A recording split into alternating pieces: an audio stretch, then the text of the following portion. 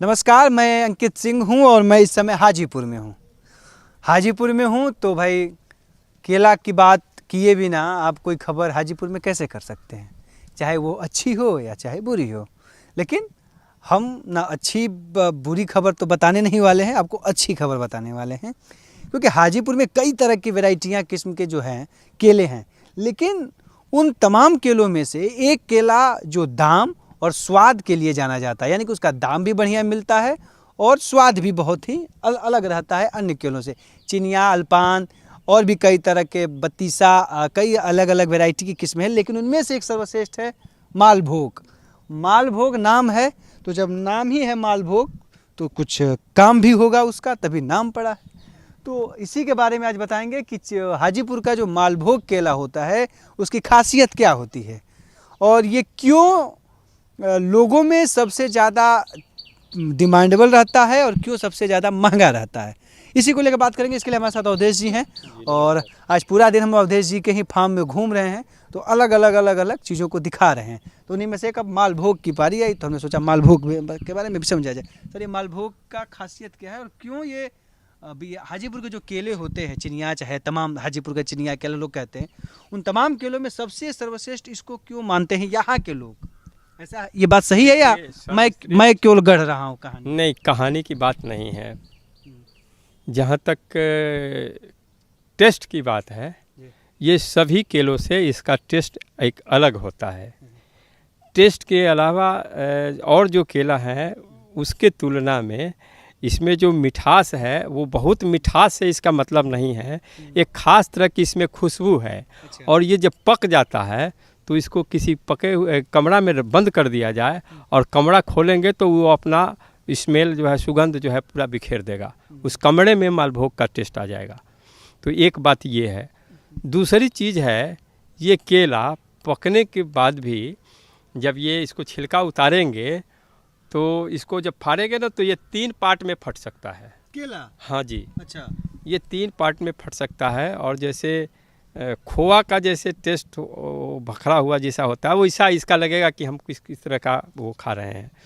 तो एक मावा जिसको बोलते हैं, तो हम मावा खा रहे हैं, उस तरह का फील होगा कि मेवा की तरह। इसका खुशबू भी है अलग। और बात इसमें है कि जब ये पक गया पूरा और रोटी बना लिया जाए और उस पर उसके छील के और उस रोटी पे रख दिया जाए तो ये घी की तरह ये धीरे धीरे गल जाता है। रोटी पे गल जाता है? रोटी पे पका गरम रोटी पे ये गल रख देंगे तो गल जाता है? गल जाता है। तो ये इसकी खास ये है। और इस लिहाज से उपलब्धता भी इसकी कम है। तो जहाँ पर 1000 कोई पौधा है तो एक आध पौधा कहीं मालभोग का मिलता है। तो एक बाज़ार के सिद्धांत में जो ये बात है कि जिसकी कम उपलब्धता है तो उसका कीमत थोड़ा अधिक हो जाता है। कितना होता है इसका कीमत? इसका कीमत तो अब तो मतलब क्या बताए, 100-150 रुपया दर्जन का है। लेकिन आज से नहीं, आज से 20 साल पहले ये 150 रुपये दर्जन बिकता था। जब हाजीपुर में एक मालभोग सिंह हुआ करते थे, उनको मालभोग सिंह का नाम हमने, पान दुकानदार थे अशोक सिंह, उनको मालभोग सिंह के रूप में हमने उनको बदला, मालभोग की खेती करा के दिया। तो ये जो है मतलब उस समय 150 रुपये दर्जन 20 साल पहले बिकता था। आज तो अब फिर इसका कोई ब्रांड करने वाला कोई हाजीपुर में है नहीं और उनकी दुकान वो ख़त्म हो गई, वहाँ पर कुछ कंस्ट्रक्शन हो गया। तो अभी इसका कोई पार्टिकुलर कोई बाजार क्या है मालभोग? बाजार अभी भी होगा 150-200-300 रुपये। तो बाजार सरकार इस पे कुछ काम कर रही है मालभोग का? इसके प्रमोट करने का कोई इस पे विशेष नहीं है। इस पे इसकी ज़रूरत है कि इसको एक्सपोर्ट किया जा सकता है। ये क्वालिटी के मामला में सब पे भारी है, लेकिन ये एक आम किसान के बस की बात नहीं है कि हम निर्यात में कैसे इसको शामिल करें।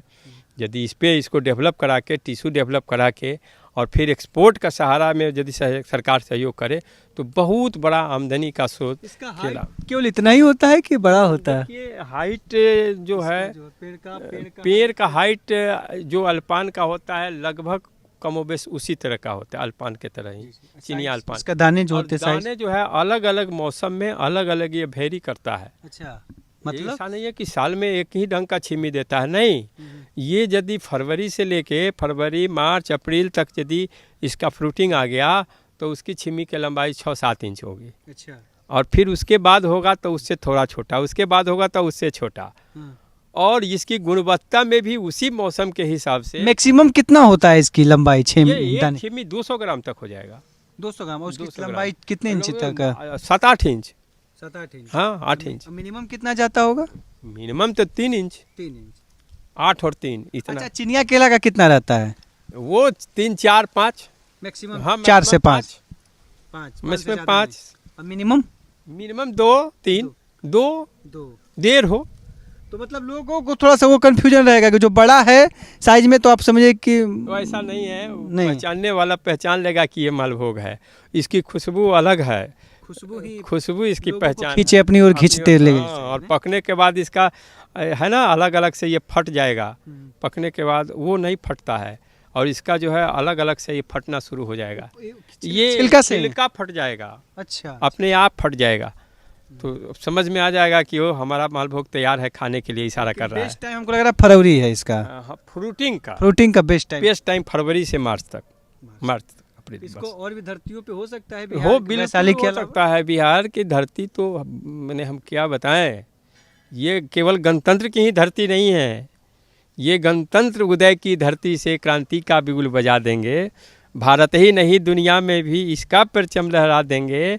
मिट्टी की शोधी खुशबू से दुनिया को राह दिखा देंगे, और मेहनत के बल पर धरती को सुंदरता स्वर्ग बना देंगे। धन्यवाद सर आपका। तो ये था मालभोग, और मालभोग के बारे में अवधेश जी ने बताया, और महत्व को भी बताया इस बिहार की इस धरती को और वैशाली की धरती को।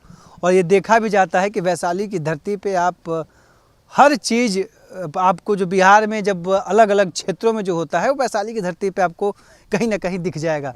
चाहे लीची दिख जाए, या शाही लीची दिख जाए, या अन्य जो लीची हैं, आम है, हर चीज़ आपको वैशाली की धरती पे दिखता है। और हाजीपुर की ये भूमि है, केले की भूमि है, केले के लिए जाना जाता है, और उसमें ये मालभोग है। लेकिन ये मालभोग अब फिर अपने विलुप्त होने के कगार की ओर धीरे धीरे बढ़ रहा है। सरकार को इसको लेके थोड़ा सा सीरियस होने की ज़रूरत होगी। कृषि विभाग को, उद्यान विभाग को, जो है निदेशालय, उद्यान निदेशालय, उन तमाम लोगों को भी इस पर काम करने की ज़रूरत होगी, और इसे फिर से एक नई रफ्तार, नया बाजार, और लोगों के बीच में, किसानों के बीच में इसकी खेती को बढ़ावा देने के लिए काम करने की ज़रूरत है। उम्मीद करते हैं सरकार भी काम करेगी, और किसान तो लगे ही पड़े हैं जो चीज़ बची है उसको और ज़िंदा रखने में। तो दीजिए इजाज़त, नमस्कार। अगर ये वीडियो आपको पसंद आया है तो इसे लाइक ज़रूर करें। अगर चैनल अभी तक सब्सक्राइब नहीं किया है तो कर लें, और नोटिफिकेशन पाने के लिए बेल आइकन भी दबा दें।